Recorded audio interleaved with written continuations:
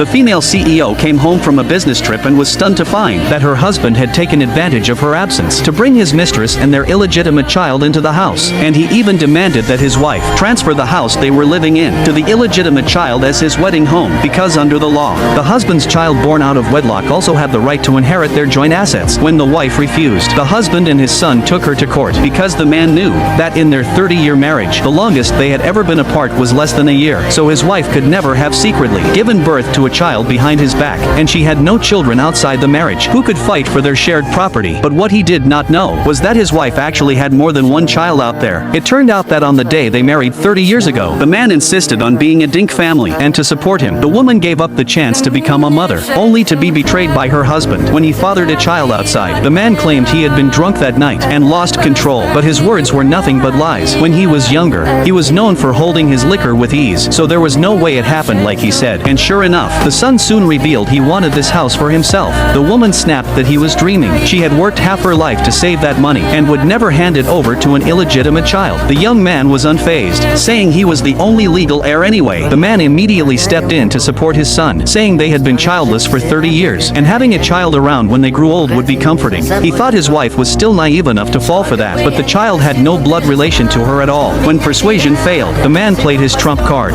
saying that if the woman had children outside she could bring them home too, and they could also inherit her share of the assets. He knew perfectly well she could not have children outside, yet he said it on purpose, clearly trying to take everything for himself and his son, squeezing out every bit of her value. Since her husband was so ruthless, she decided she no longer needed to be sentimental. The next day she went to consult her best friend, but when she returned, she found her husband had brought the mistress' entire family home. She was not angry at the sight. Instead, she calmly took out her bank statement, ready to discuss how to divide the money. The group could not have been happier to hear that. The woman then said unhurriedly that the account held 2.4 million, and after paying off the mortgage they would still have 1.9 million left. Losing tens of thousands instantly made her heart ache a little, but the husband's son thought paying off the loan early would ease their future burden. While they were still lost in their fantasies, the woman suddenly shattered their hopes, saying that the money was joint property of the two spouses and should be split equally by their respective children. Before anyone recovered from the shock, the woman immediately made a call, asking her best friend to bring in her children.